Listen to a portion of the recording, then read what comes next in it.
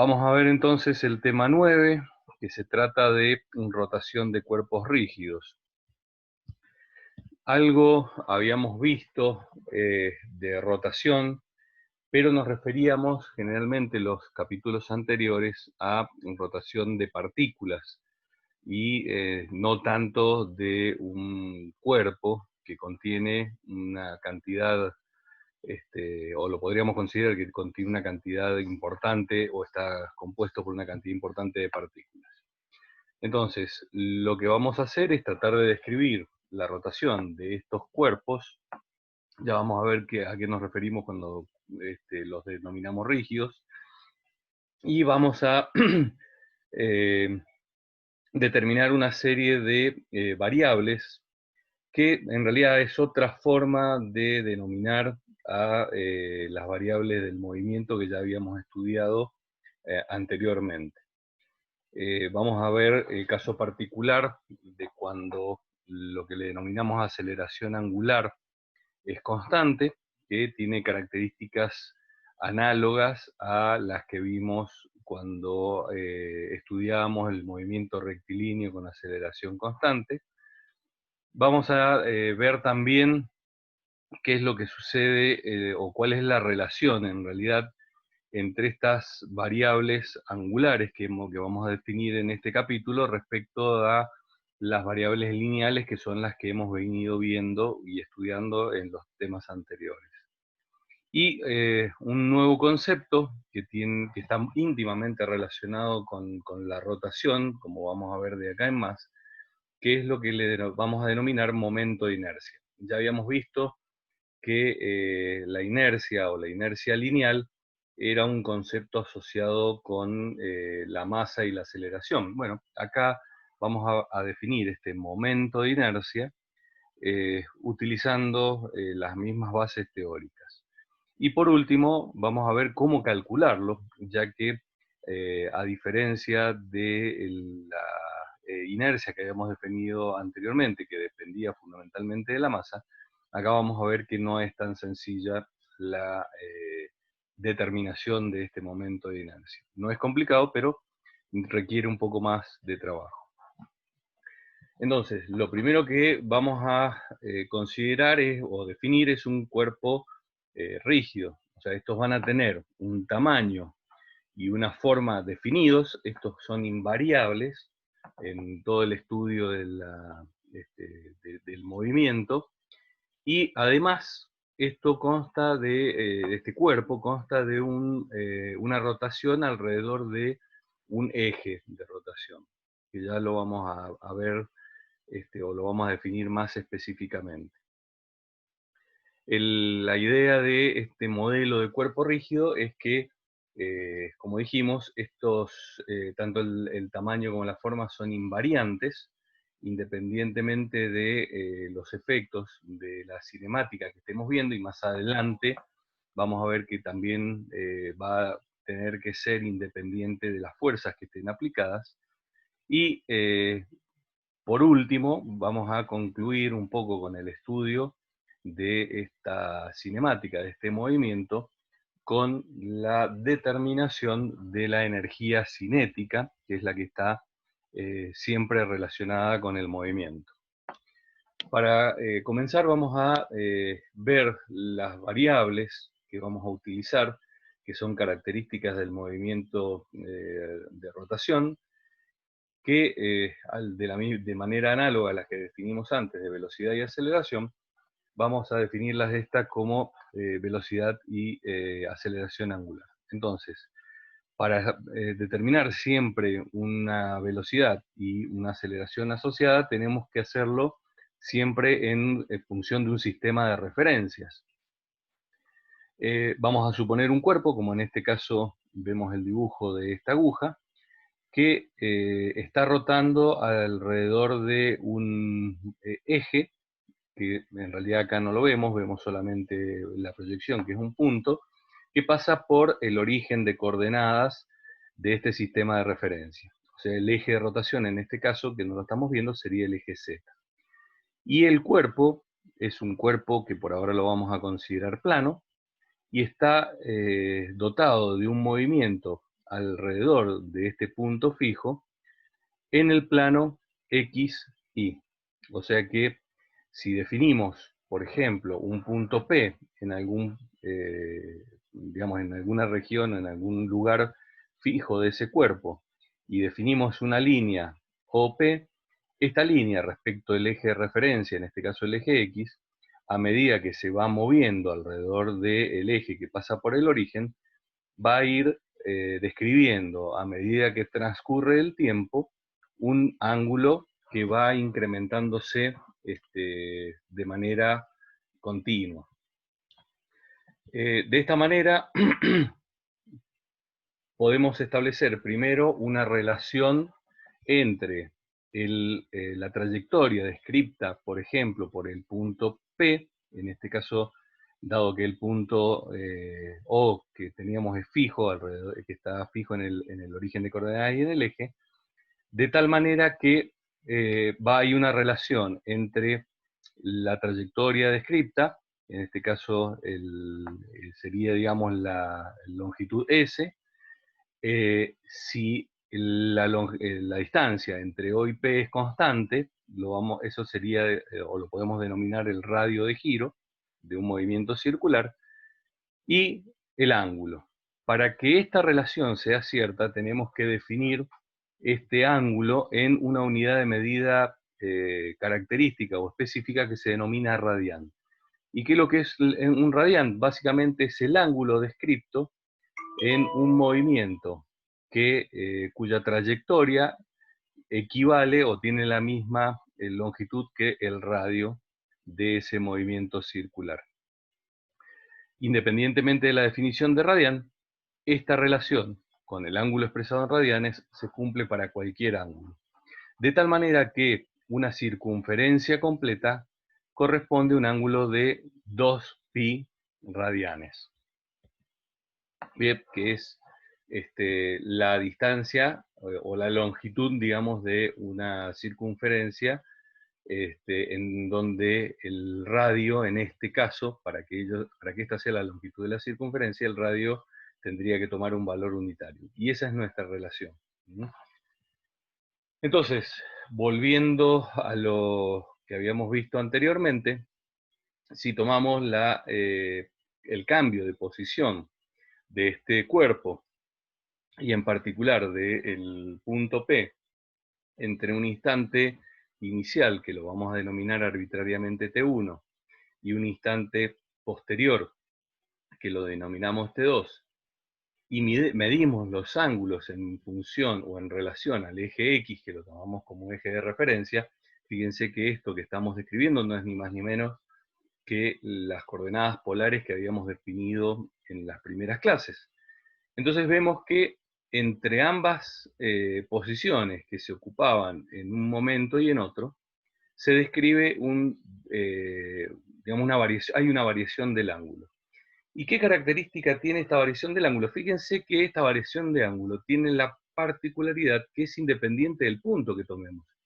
Así lo tomemos, el cambio de posición en P o cualquier otro par de puntos que estén a la misma distancia a lo largo de la recta o el segmento que une el origen con el punto P, el ángulo siempre es el mismo. Entonces, esto ya nos da una idea de la utilidad de medir el movimiento en función del ángulo, dado que este va a ser el mismo para cualquier partícula o para cualquier punto que nosotros definamos en ese cuerpo.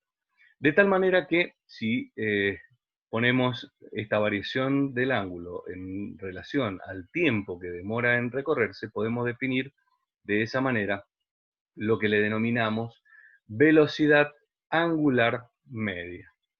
Y en particular, vemos que le aplicamos un subíndice Z, lo que nos está indicando es que el cuerpo está girando en torno a el eje que en este caso particular, como hemos acomodado nuestro sistema de referencias, coincide con el eje Z.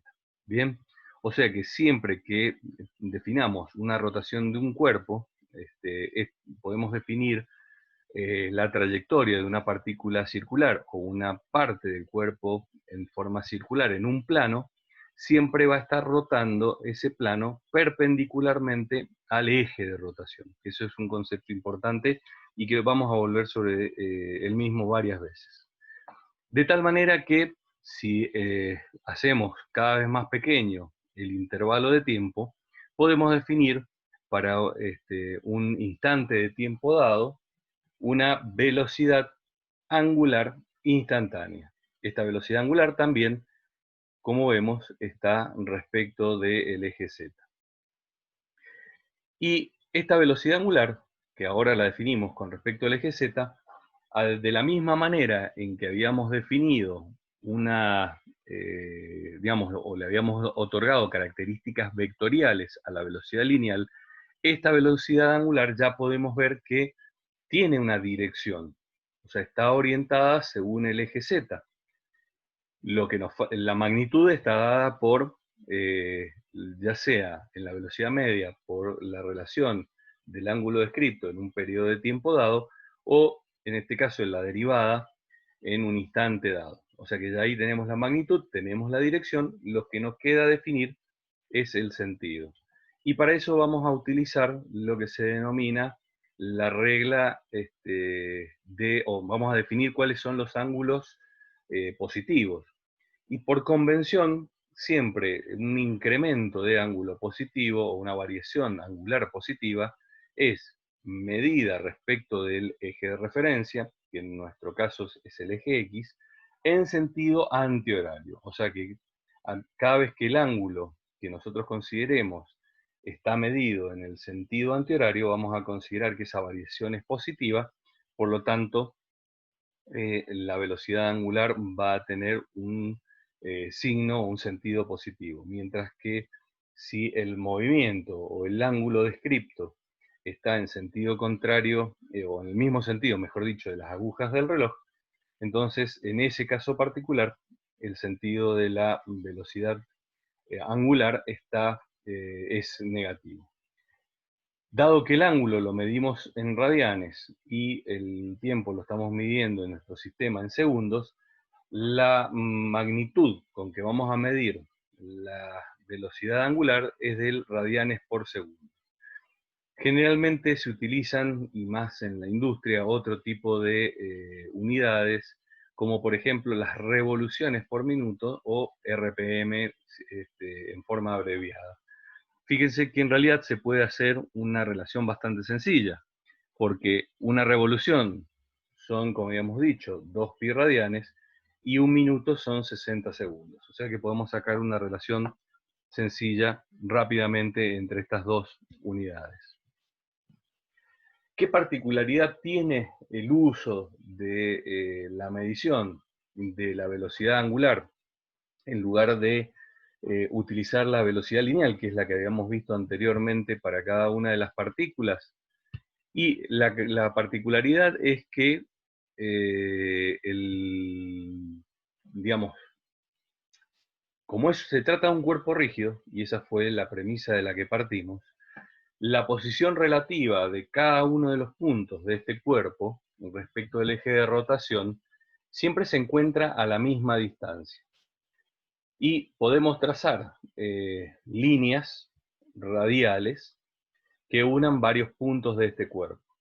De esa manera, como vimos, podemos describir el ángulo que, digamos, avanza en un determinado instante de tiempo cada una de las partículas de esa línea o de esa recta que hemos dibujado, y todos avanzan en el mismo ángulo. Por lo tanto, hacemos extensivo este concepto a cualquier punto de ese cuerpo rígido. O sea que si hay un movimiento de rotación de ese cuerpo rígido, todas avanzan o se mueven exactamente en la misma variación angular.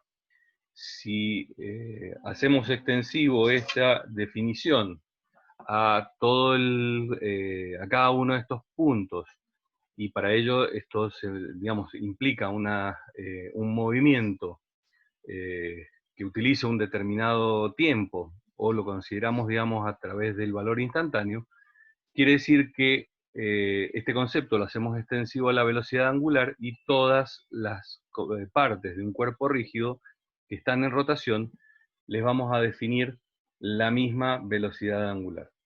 Y acá hay que tener en cuenta un pequeño detalle. Cuando definimos la velocidad lineal, el objeto se movía a lo largo de la componente. O sea, si teníamos una velocidad lineal en el eje X, esto implicaba que el movimiento de la partícula o del cuerpo se daba a lo largo del eje X. Acá, cuando definimos que, digamos, una velocidad angular, como en el caso que hemos visto, que está definida para el eje Z, en realidad las partículas no se mueven respecto del eje Z, sino que están rotando alrededor de ese eje.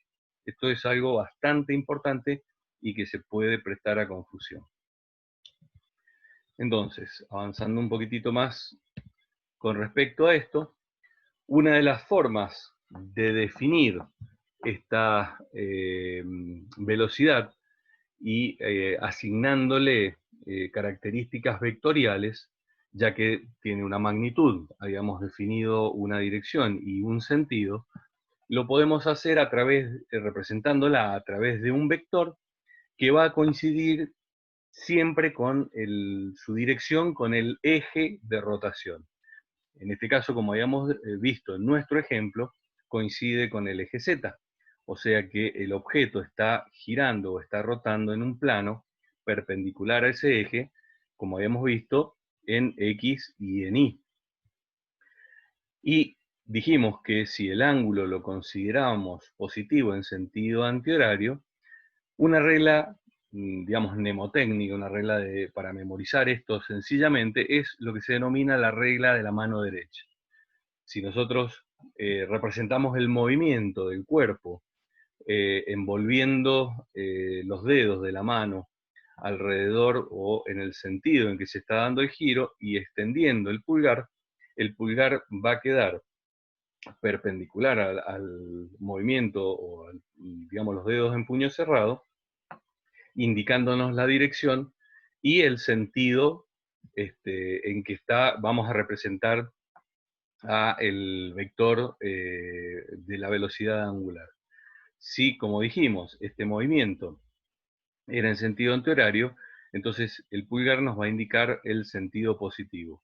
Si el movimiento, por el contrario, fuera en sentido horario, el pulgar nos va a indicar el sentido negativo. Entonces, recuerden que siempre utilizamos la regla de la mano derecha para ubicar el vector y el signo positivo o negativo va a estar dado por el sentido del giro, como ya lo habíamos definido anteriormente.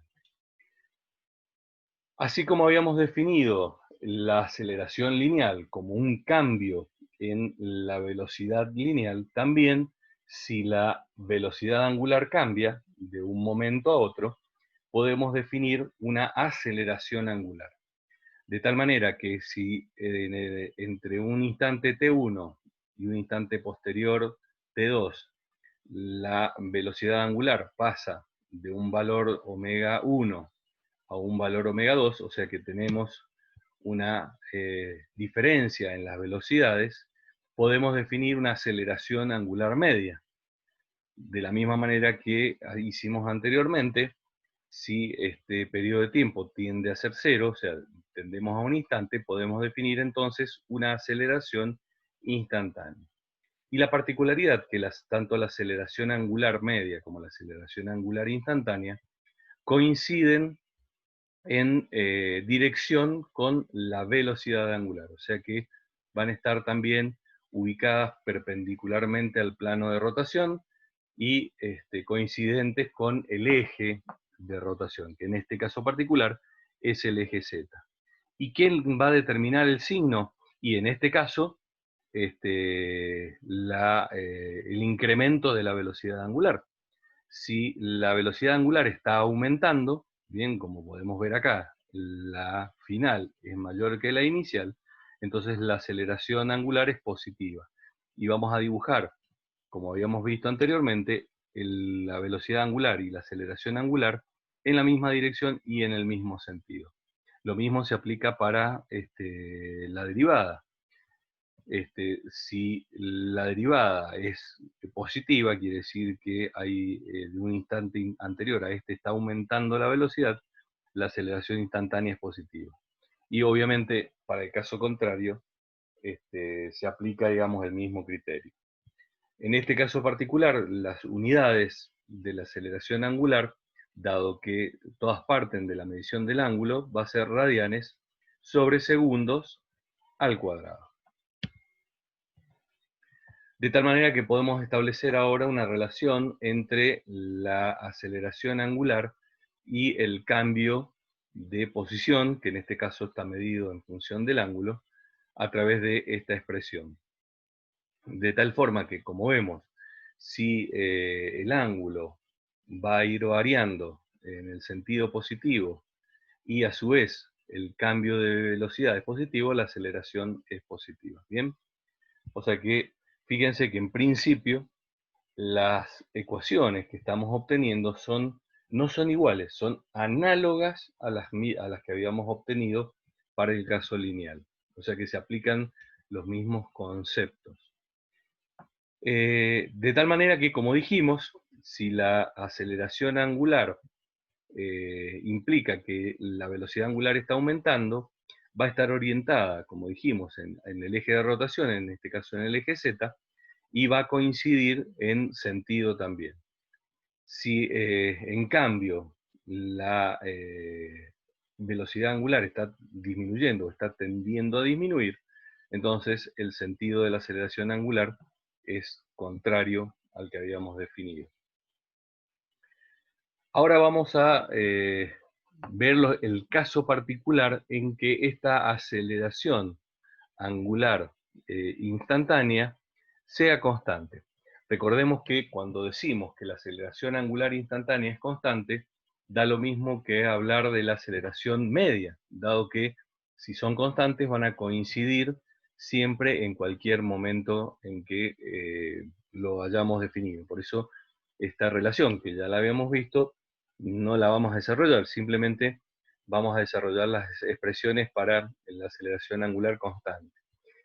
Y partiendo de la definición, o esta igualdad que habíamos dicho entre la aceleración instantánea y la media, igualamos ambas expresiones y vamos a considerar en particular que el instante inicial va a ser igual a 0, ¿bien? Que es simplemente una cuestión de definición, que empezamos a medir el tiempo como 0 en un determinado momento, y el tiempo total transcurrido en nuestra medición simplemente lo vamos a denominar como t.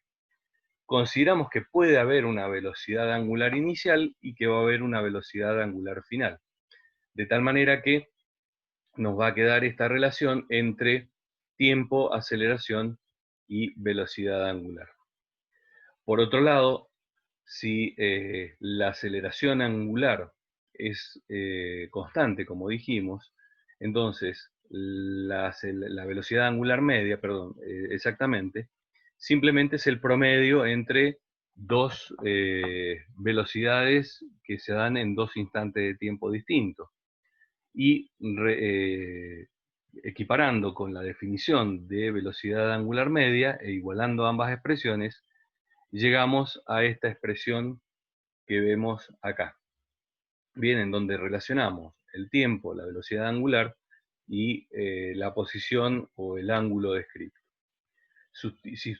Sustituyéndolo en la ecuación anterior, en la definición de la velocidad angular final, como habíamos visto, y relacionándolas a ambas, obtenemos esta expresión que es la más completa, que nos relaciona el tiempo, la aceleración, con la velocidad angular inicial y la posición. Y para independizarnos del tiempo, haciendo un procedimiento análogo al que habíamos hecho en el caso de las velocidades lineales, vamos a llegar a una expresión que es completamente análoga o que tiene la misma forma que la que habíamos visto anteriormente, en donde relacionamos los parámetros de posición, aceleración angular y velocidad angular independientemente del tiempo.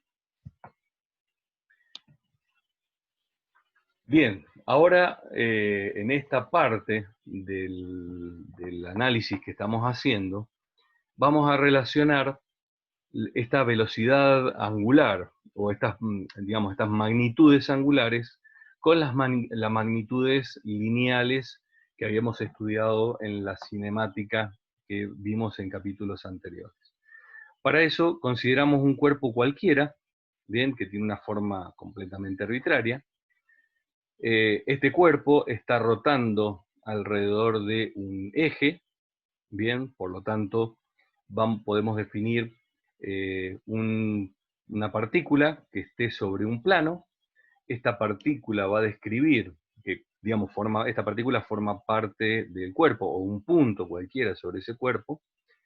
Este punto va a describir una trayectoria circular, dado que está siempre a la misma distancia del eje de rotación. Y por lo tanto, en este caso particular, digamos, esta rotación se va a dar, como dijimos, en el plano XY alrededor del eje Z. Vamos a definir entonces un radio R, que es la distancia desde el eje de rotación o el punto de origen por donde pasa el eje de rotación respecto del punto P, y en un instante de tiempo, o digamos, transcurrido un cierto tiempo en donde se describe un ángulo θ, este punto va a haber descrito una trayectoria S, y llegamos a la misma relación que habíamos visto al principio. De tal manera que si ahora a esta expresión la derivamos en el tiempo, para ver cuánto tiempo le tomó a ese punto o a esa partícula recorrer esa distancia o ese arco de circunferencia, evidentemente el tiempo transcurrido es el mismo en que le va a tomar describir el ángulo θ. De tal forma que, como vimos, esa relación es la velocidad lineal de ese punto respecto de la velocidad angular. Perdón, en este caso, lo que estamos describiendo, dado que es el módulo, permítanme que vuelva por atrás, en realidad no estamos teniendo en cuenta ni la dirección ni el sentido, por lo tanto, en realidad esta relación me relaciona la rapidez de la partícula con relación a la rapidez angular. Fíjense que en este caso no tienen ni subíndice, ni tampoco los hemos marcado como una magnitud vectorial, por lo tanto, esto nos indica que nos estamos refiriendo a la rapidez de la partícula, la rapidez lineal y la rapidez angular. La característica que tiene esta velocidad, o en este caso que la relacionamos con una dirección y un sentido, es que la dirección siempre es tangente a esa trayectoria circular en el punto donde consideramos el movimiento, ¿bien? Y además de esto, el sentido va a coincidir con el sentido de giro, ¿bien? En este caso, si el ángulo lo describimos en el sentido antihorario, quiere decir que el sentido de la velocidad lineal va a coincidir en el movimiento en ese caso. Y siempre también tiene la particularidad que esta velocidad va a ser siempre perpendicular a la velocidad angular. Recuerden que la velocidad angular, cuando la describíamos de esta manera, el movimiento, aplicando la regla de la mano derecha, estaría en el eje Z y en este caso particular apuntando hacia afuera de la pantalla. Bien. En este caso, cuando nos referimos a las rapideces, bien, tanto lineal como angular, como se trata del módulo de estas magnitudes, nunca son negativas. Bien, ya vamos a ver que esta relación se mantiene también en el caso de los vectores, cuando los tratamos vectorialmente. Bien, en el caso de que tengamos las componentes, estas sí pueden ser positivas o negativas, y ahí vamos a determinar los sentidos correspondientes. ¿Qué es lo que sucede si esta rapidez cambia. Bien, recuerden que la velocidad en un movimiento circular siempre cambia. Entonces, en realidad, el simple hecho de que tengamos un movimiento circular, dado que la dirección de la velocidad cambia instante a instante, lo relacionábamos ese cambio de la velocidad con una aceleración radial, como habíamos visto. Pero si a su vez cambia la rapidez, o sea, cambia la magnitud de esta velocidad, ya sea incrementándose o disminuyendo, esto está asociado con una aceleración que está en la misma dirección de la velocidad. Bien, el sentido nos lo iba a dar el crecimiento o el decrecimiento de la velocidad. Dado que la velocidad era siempre tangencial a la trayectoria, como la habíamos definido, por lo tanto, a esta aceleración, que va a ser colineal, o sea, tiene la misma dirección que la velocidad, la denominamos aceleración tangencial. En realidad, estas dos componentes no son otra cosa que una única aceleración que la determinamos por la composición de estas dos. O dicho de otra manera, en realidad, la aceleración real que va a tener ese punto de ese cuerpo rotando alrededor del eje Z, la podemos representar a través de las componentes radial y tangencial. Partiendo de la definición de la aceleración tangencial, que no es otra cosa que el cambio de la rapidez respecto del tiempo, y reemplazando a la definición que habíamos visto anteriormente por la relación que había entre la rapidez lineal y la rapidez angular, entonces nos queda que la aceleración tangencial está relacionada con la aceleración angular, o mejor dicho, el módulo de la aceleración angular, dado que estos serían las magnitudes nada más. Fíjense que nuevamente nos estamos refiriendo a la cantidad, no a la dirección ni al sentido, a través de esta expresión. Y es lógico, para que se incremente la rapidez lineal, tiene que haber, como vemos acá, un incremento, dado que el radio es fijo, de la rapidez angular. Si hay un incremento de la rapidez angular, hay una aceleración angular, y esta es la relación que hemos encontrado. ¿Qué es lo que sucede con la aceleración radial? Bueno, en la sección, digamos, cuando vimos el capítulo 3, o el tema 3, en la sección 4, habíamos obtenido esta relación entre la rapidez de un movimiento circular y la aceleración centrípeta o la aceleración radial, como la habíamos descrito. Entonces, nuevamente, hacemos la relación entre la rapidez lineal y la angular. En realidad acá habría que hacer el reemplazo y hacer un pequeño cálculo, que es muy sencillo, por eso no lo he puesto.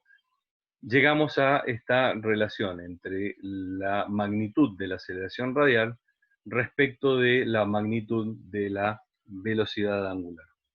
Y fíjense que esto se cumple en cualquier instante de tiempo, independientemente si la rapidez angular o lineal no son constantes, dado que si aumenta la rapidez angular, aumenta la rapidez lineal, bien, y a medida que esta está aumentando, va a ir incrementándose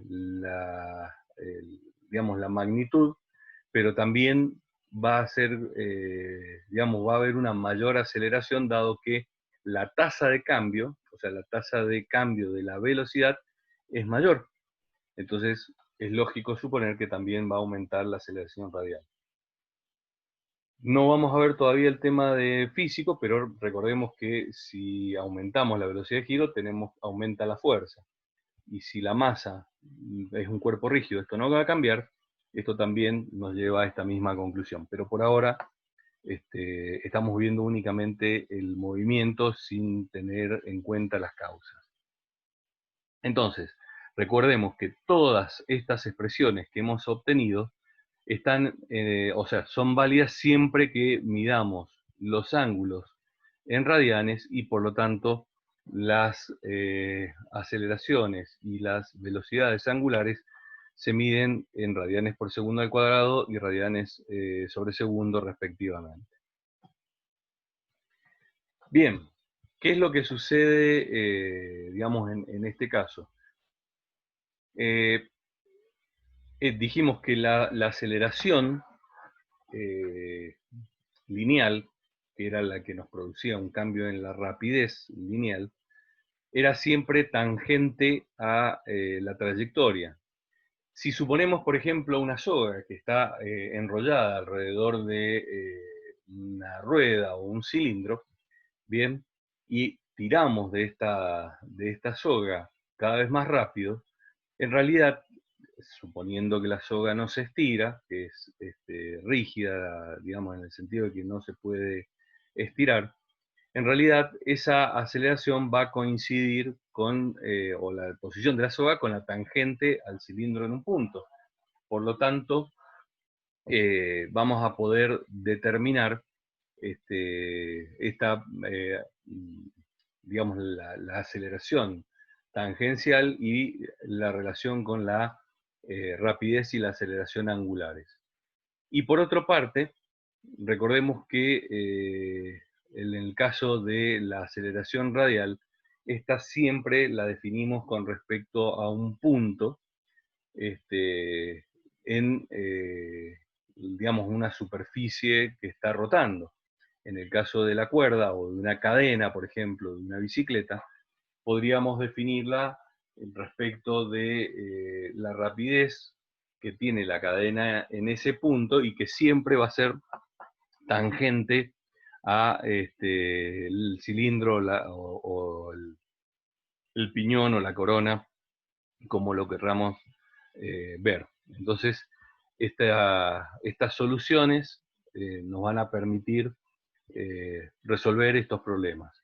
Uno de los que les propongo que analicen es el ejemplo 9.5, que es el de la hélice del avión, en donde acá tenemos un movimiento combinado. Por un lado, tenemos un movimiento circular de la hélice que está dado, en este caso, como habíamos dicho, en revoluciones por minuto, el que suponemos constante, pero que además este movimiento implica que el avión avance con una determinada velocidad. Entonces, lo que nos pide este ejercicio es calcular el radio que tiene que tener la hélice y qué aceleración tenemos en una partícula o en un punto en el extremo de la hélice, dado que estas tienen ciertas limitaciones físicas y mecánicas. Entonces acá, como vemos, tenemos que trabajar todas estas magnitudes desde el punto de vista vectorial, bien combinándolas, teniendo en cuenta, digamos, las direcciones y sentidos. El otro ejemplo que también les recomiendo que lean y estudien en detalle es el que le sigue, que es el 9.6, en donde tenemos un ejemplo de lo que habíamos estado hablando recién. Fíjense que dado que en la velocidad siempre la definimos como tangente al movimiento circular, y en este caso la cadena es un elemento rígido, quiere decir que en cualquier punto de esta cadena siempre la rapidez o la velocidad va a tener la misma magnitud. Y este fenómeno es el que nos permite que, eh, digamos, con una cantidad de rotaciones más lentas o con una velocidad angular menor en el caso de la corona, tengamos una velocidad angular mayor en el piñón y esto nos permita ir a mayor velocidad aplicándolo al radio de la rueda. ¿Bien? La relación entre las velocidades angulares y las velocidades, o mejor dicho, los radios de la corona y del piñón van a darse de esta manera. Y esto mismo también lo podríamos calcular exactamente igual teniendo en cuenta o aplicando el radio a la rueda de la bicicleta y determinando entonces cuál es la velocidad de traslación que tiene la bicicleta en función de la velocidad tangencial que va a tener la rueda. Ya vamos a ver más adelante qué es lo que sucede con una rueda, porque en realidad el movimiento de la rueda de un auto, de una bicicleta, es muy particular, porque en realidad es lo que se denomina una rotación sin resbalamiento, y es un caso de estudio muy particular que lo vamos a ver más adelante y lo vamos a estudiar particularmente. Bien. Pero bueno, en realidad esta misma relación la podríamos hacer extensiva a la rueda de la bicicleta. Bien.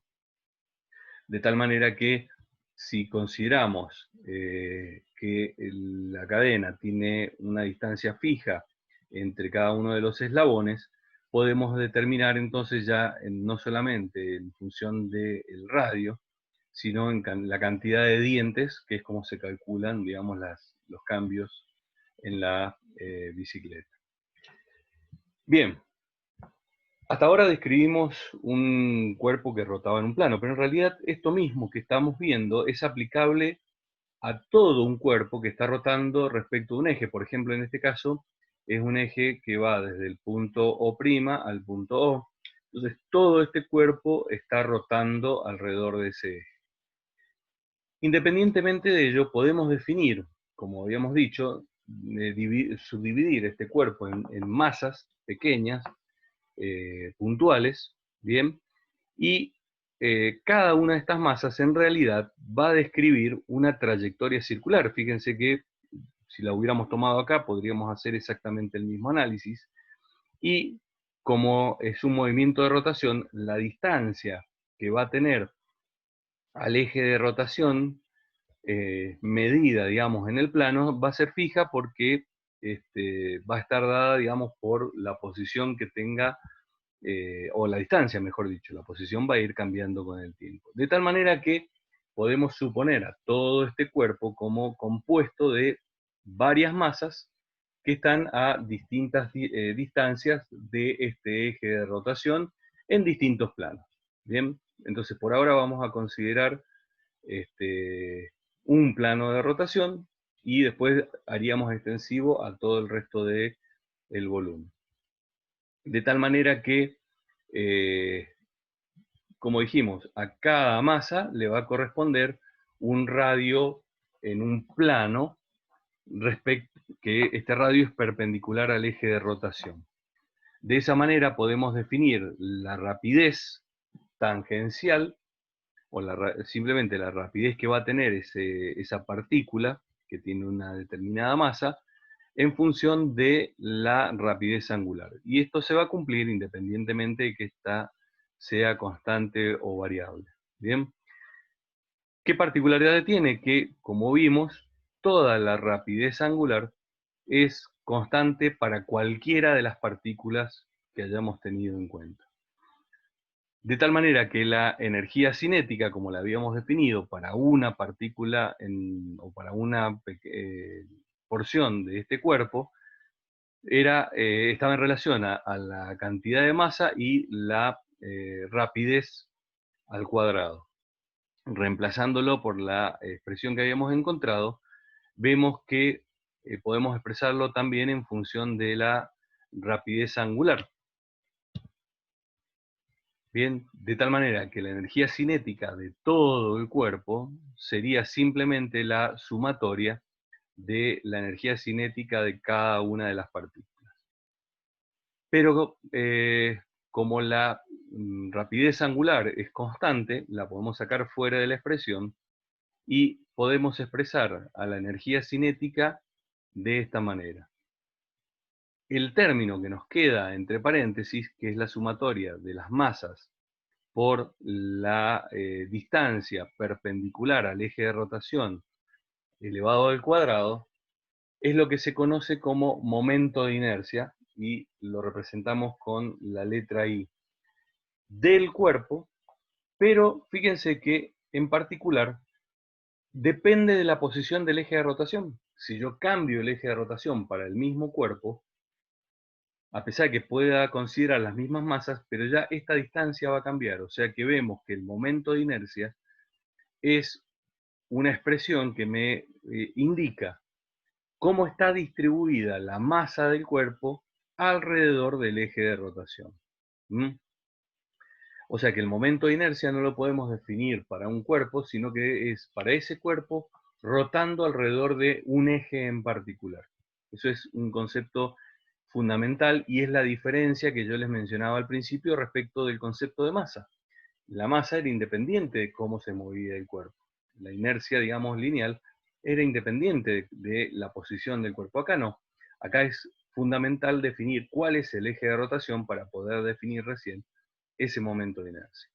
Las unidades en el SI no tienen unidades propias y salen del cálculo. En este caso, como habíamos dicho, es kilogramo por metro al cuadrado.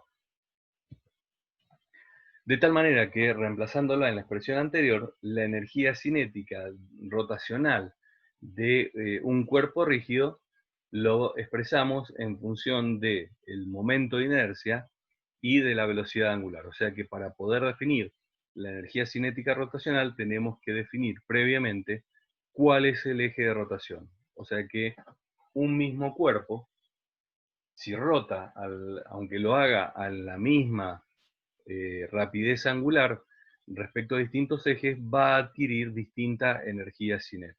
Y esto es un concepto básico y fundamental que lo diferencia del movimiento lineal.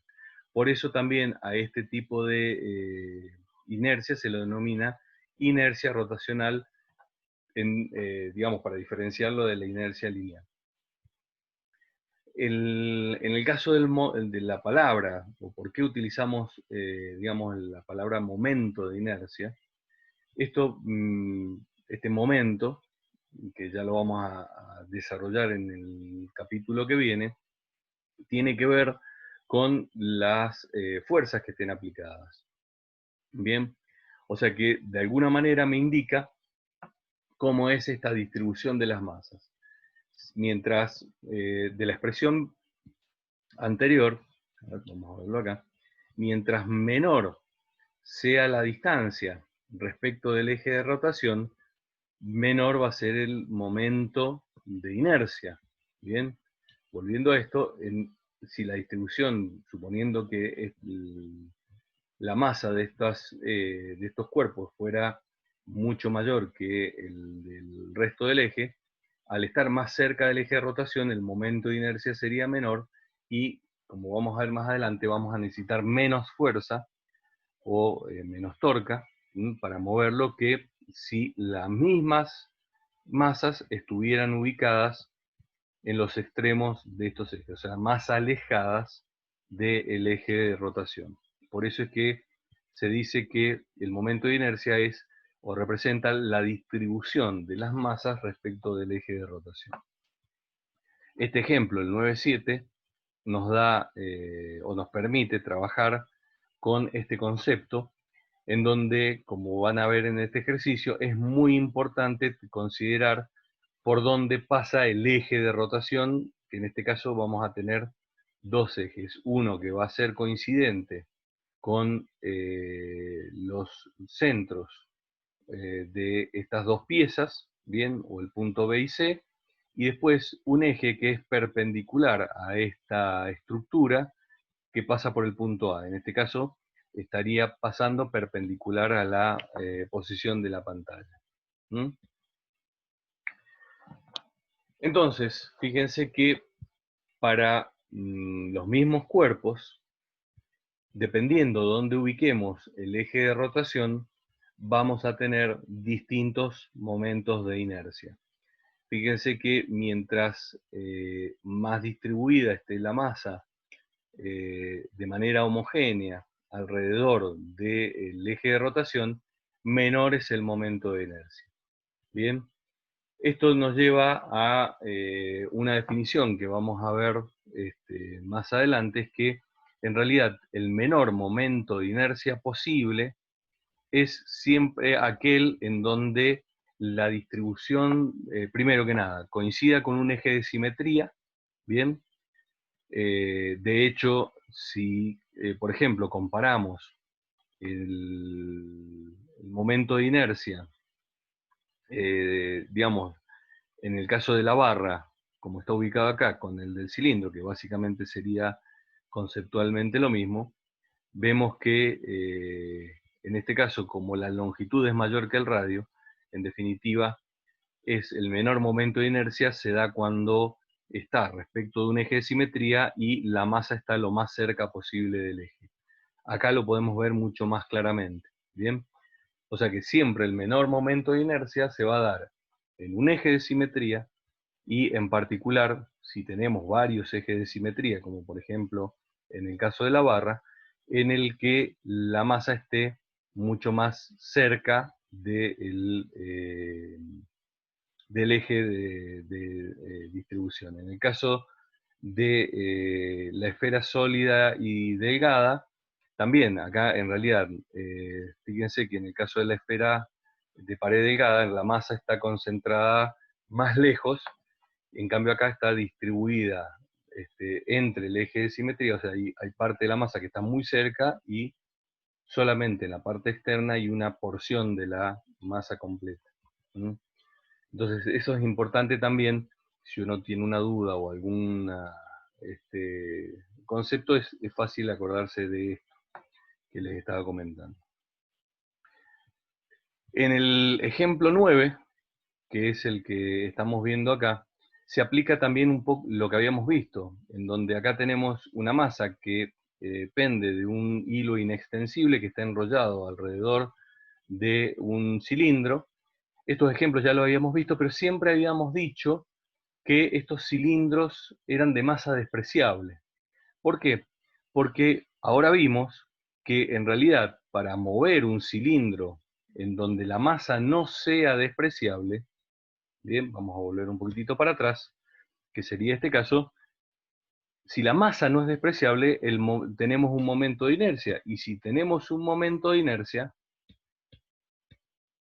en definitiva, necesitamos energía para moverlo. Bien, entonces ese es el concepto más importante a aplicar en este ejemplo. Bien, en donde vemos que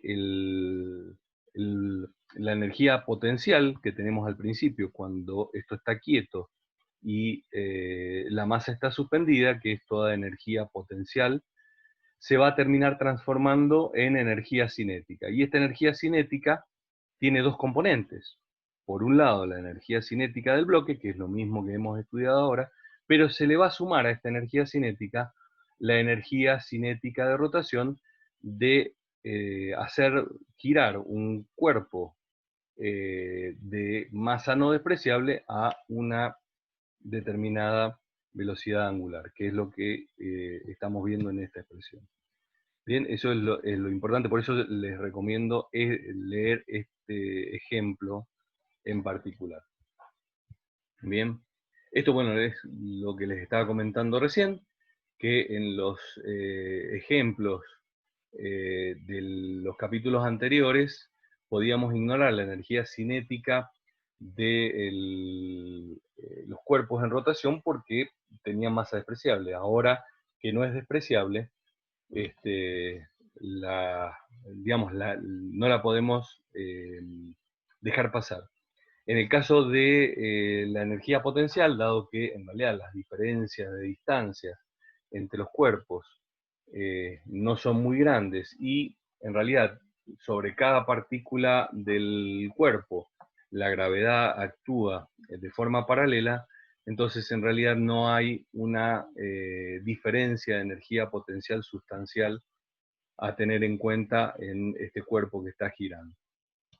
Sí, en el caso de digamos, el cuerpo que se desplazaba en el eje Y. Ahora bien, si tuviéramos un cuerpo que está extendido, digamos, a lo largo del eje Y, ahí sí podríamos considerar que la energía potencial podría llegar a variar a lo largo de esa cuerda. Por ejemplo, en el ejemplo anterior, si la cuerda no tuviera una masa despreciable. Pero en definitiva, vamos a aplicar el concepto que la energía potencial de la cuerda, bien, ya no estamos teniendo en cuenta la del bloque que se desplazaba, que era la que habíamos visto en el ejemplo, sino que ya la cuerda, al no tener una masa despreciable, la vamos a aplicar siempre o la vamos a considerar en donde tenga su centro de masa. De tal manera que si hiciéramos el desarrollo de la misma manera, considerando que la cuerda está compuesta por pequeñas masas distribuidas, bien, haciendo la expresión, llegamos a esta conclusión. Pero no es tan sencillo, porque fíjense que a medida que la cuerda se va desenrollando, el centro de masa de la cuerda va a ir cambiando a medida que, en este caso particular, a medida que el cuerpo descienda. Bien, fíjense que parte de la cuerda va a estar enrollada acá, con lo cual el centro de masa de esta parte enrollada, en definitiva, va a estar a esta altura. Entonces tenemos que considerar toda la masa enrollada en este punto, más esta parte, por lo tanto el centro de masa probablemente esté en algún punto por acá. Pero a medida que la cuerda se desarrolla completamente, por ejemplo, supongamos que acá se desenrolló completamente, el centro de masa lo más probable es que esté en el medio, con lo cual hubo un cambio de energía potencial si consideramos que la cuerda no tiene una masa despreciable. Entonces, no vamos a ver muchos ejemplos de esto, pero es importante que lo tengan en cuenta por si se les presenta algún tipo de ejercicio de esas características. Siguiendo con los puntos de rotación, en general vemos que para la mayoría de los cuerpos regulares, como habíamos visto anteriormente, están tabulados los momentos de inercia y generalmente están tabulados para el centro de masa, digamos que sería, digamos, el centro de masa, como habíamos dicho normalmente, digamos, en los capítulos anteriores, suele estar ubicado en alguno de los ejes de simetría. Bien, entonces vamos a considerar ahora, a los efectos de sencillez, un cuerpo plano muy delgadito, una lámina, que rota alrededor del eje Z, bien, y lo hace en el plano XY. Y por otro lado, su centro de masa está ubicada en esta posición. Bien, hay una relación, o podemos encontrar una relación bastante sencilla, que es lo que se conoce como el teorema de los ejes paralelos o el teorema de Steiner, que me relaciona a el momento de inercia de rotación respecto de cualquier eje en relación al momento de inercia de rotación alrededor de un eje que pasa por el centro de masa.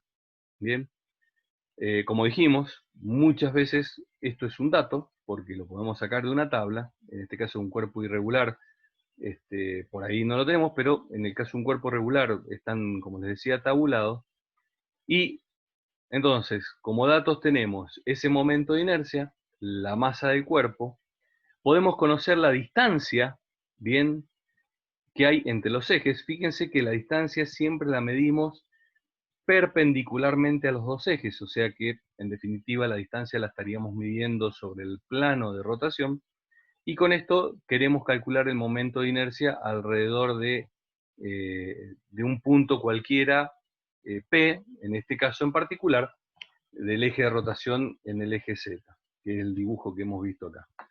Y esta relación, bien, no vamos a hacer la deducción, no es muy complicada, la van a encontrar en cualquier libro, pero sí quería que vieran que no es una relación muy complicada. O sea que lo que me dice este teorema de Steiner o de los ejes paralelos es que podemos determinar el momento de inercia respecto de cualquier eje que pase por el punto P, conociendo el momento de inercia de un eje paralelo al que pasa por este punto y que pasa a su vez por el centro de masa, conociendo la masa del cuerpo y la distancia mínima o perpendicular que hay entre esos dos ejes que tienen que tener la característica de que tienen que ser paralelos. Por eso es que se denomina teorema de los ejes paralelos.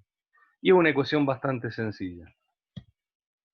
Este ejercicio, el 9-10, hace alusión a eso. Y bueno, esto sería, digamos, los conceptos que quería que vieran en, digamos, en esta parte del ejercicio. Con esto terminaríamos entonces la unidad número 9, que se refiere a la cinemática o al movimiento